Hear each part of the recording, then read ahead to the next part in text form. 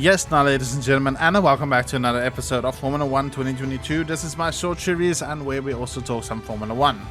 Now, honestly, the racing of the cars on the gameplay actually is not important as much as I just want this space and the platform just to talk about what I feel the 2023 season will be.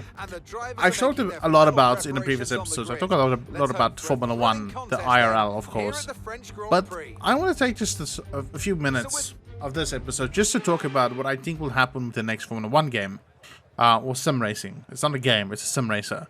Kind of sim racer, more sim racer slash arcade, 50-50 towards the point. Not really arcade, but you know, you get what I'm saying.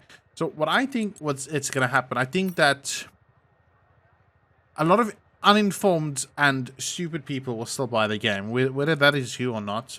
Please don't take any offense. I'm talking in general here. Will still purchase the product. But the more smarter people, which I've seen a lot of on Reddit as well, and also on Steam. If you just go onto Steam, if you purchase a game on Steam, just go to the forums, just read a bit up. A lot of people have also said that this is also the last year that they will obviously support Codemasters. They will no longer support this franchise. As you know, it's shit. Like, this game is an absolute, or this sim racer is an absolute dumpster fire. And I'm not a professional, you know. I don't sit and play this for like 20 hours a day, every day of my life, and then pretend that I'm good at it. I'm average at best. I know how to get around the track. I know where to brake. I know how to use my gears. And I'm average at best, right? But for me, this has been the worst experience that I've ever had in a sim racing game, and that is coming from someone that has played what was Formula 1 like 2014. Like, if you know anything about Formula 1, you know that was probably the most atrocious piece of shit product that was ever released in the history of Formula 1 games. But this is even worse than that, obviously. And if you've enjoyed this, I'm happy for you. If you haven't enjoyed this like me, then we share the same mind. So what I think is going to happen for the next Formula 1, I think it's going to completely flop. F1 23 is going to be an absolute 100% failure. I don't think a lot of people will purchase it, and it will also be probably the last year that EA will retain Codemasters.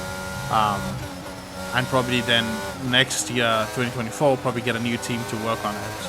That is my prediction. And I honestly wish that EA... Ooh, Jesus, what the hell was that stutter? So yeah, by the way, I am playing the game on maximum settings, maximum RT, everything. It shouldn't do that, but whatever. There, it does it again. Look at that. Oh, look at this. Holy, what the motherfucker? Hold on. We'll just rewind again.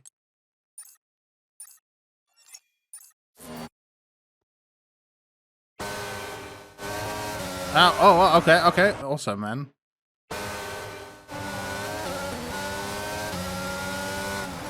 What the fuck? Okay, I think I changed the presets, the assists, yeah.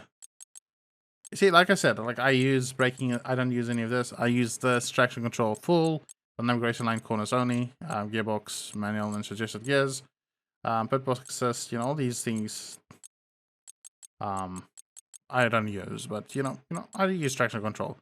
And for me, this is still a horrid, atrocious mess of a game. So I'm gonna remove that. I'm just concerned about how the fuck was happening there. There, it does it again.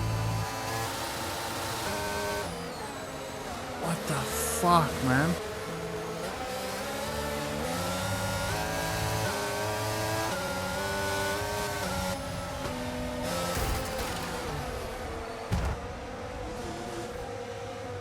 I'm sorry, Vettel. I can't even rewind, dudes.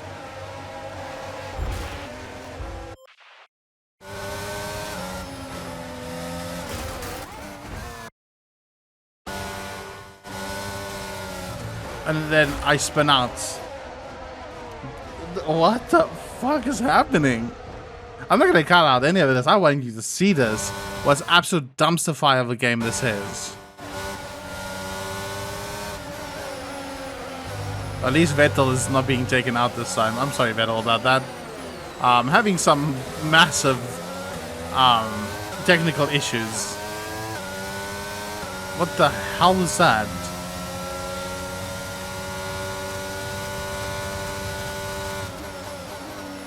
Okay, anyways. So yeah, my prediction is that the next F1 game is going to be an absolute direct fest.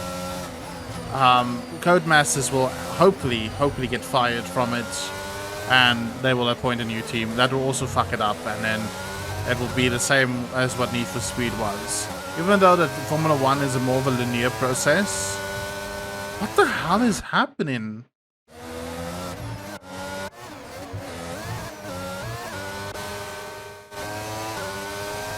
I'm spinning out in areas that I shouldn't.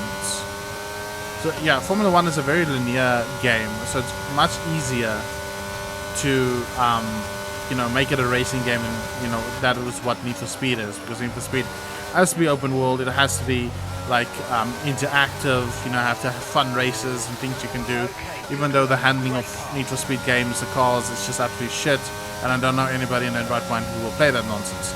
But I do think that for what it is, Formula 1 has reached its peak of what it technically can do as a sim racer. The only thing that you can actually, you know, improve with on these titles are literally is the graphics. And I'm a graphics buff, so right now what you're looking at, right, even with YouTube compression, it shouldn't be too bad. So what you're looking at right now is max settings, max ray trace settings, and DLSS on high quality, right? And this still looks atrocious. That's ugly. You can't even see that the ray tracing is on. So yeah, so the only move forward is to just, you know, improve the graphics. Maybe take it to a new engine. I would take it to Unreal Engine. You know, if I had any say and if I had any influence on game development, as a standard, I would make Unreal Engine 5, especially 5.1, the universal standard for every game. Here we go again. Jesus, this game is broken.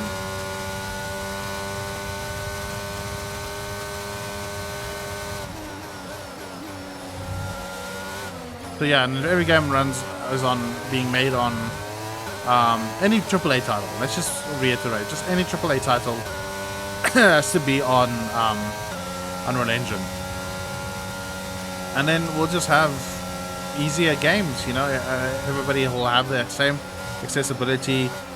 You know, Unreal Engine 5 isn't that heavy on some graphics cards, and that's gonna happen.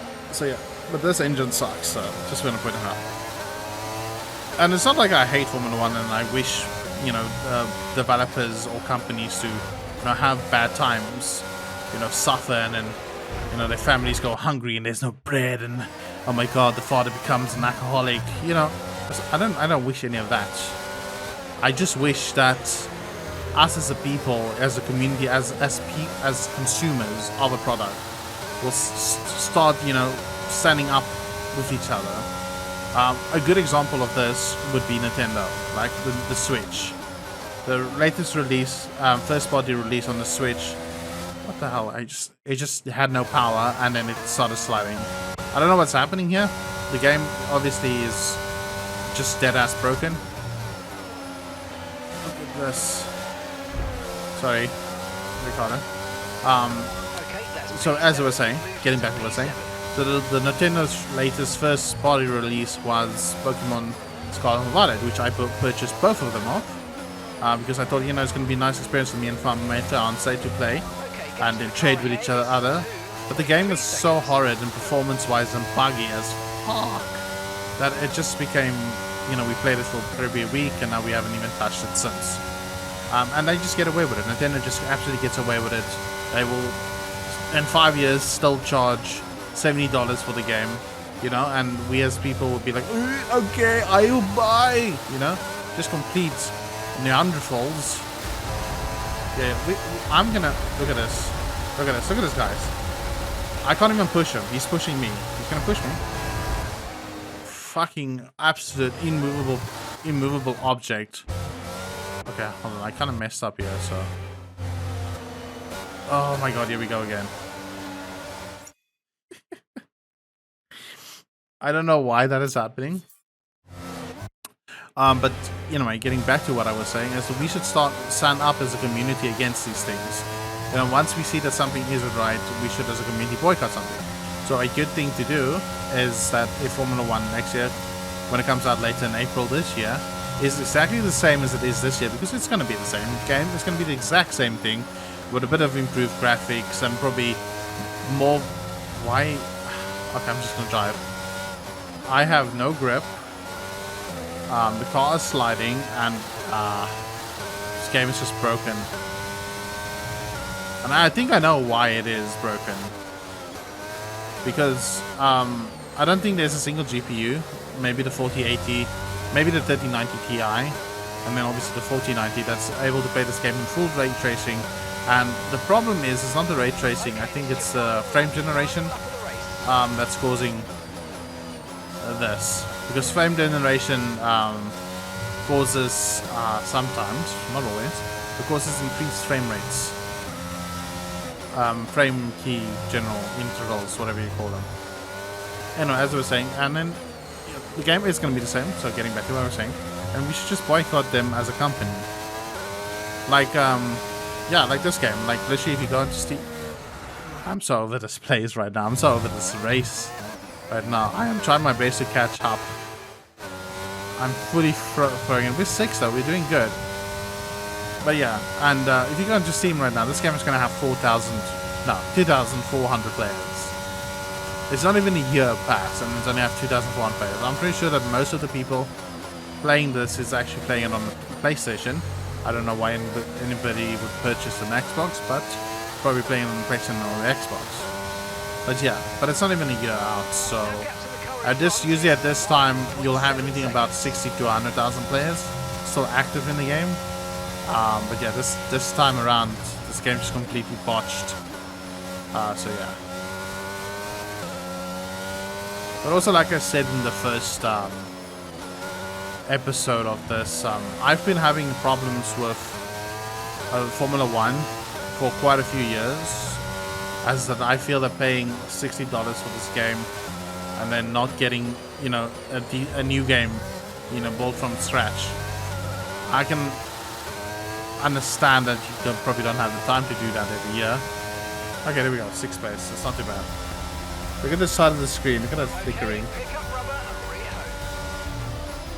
This game is so fucking broken, man. So yeah, but what I'm saying is that you actually expect the game to be an improvement. So to give an example of what I'm talking about, so in 2018 was it was the best Formula 1 game ever, right? 2018. You can argue with me if you want to, but you shouldn't, because I know I'm right. But 2018 was the best Formula 1 game, right? But there was a bug in it where you would get a crash, a DCDD crash that would crash to the desktop, right? It's not a blue screen, it's not anything weird, but it's a crash to the desktop. Okay, it's gonna red in the next race, but anyway. And that exact same bug was present in 2019 and 2020. I'm not even kidding, right?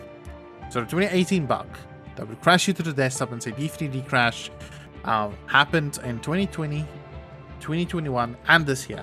When I purchased this game, I wasn't even able to launch it because I had to adjust settings. I was stuck outside of this game for so long. And then also the delay of this launch of this game was also atrocious. Like, it was delayed an entire day because they couldn't get their patch right. So yeah, so I'm just saying that companies get lazy, and then you know, they try to, you know, social media it, basically. That's what I call it. So yeah, but anyways, that was a horrible race. I don't know what happened. The graphics was streaking out. I don't know, maybe it's because I'm alt-tabbing out of the game a lot between races.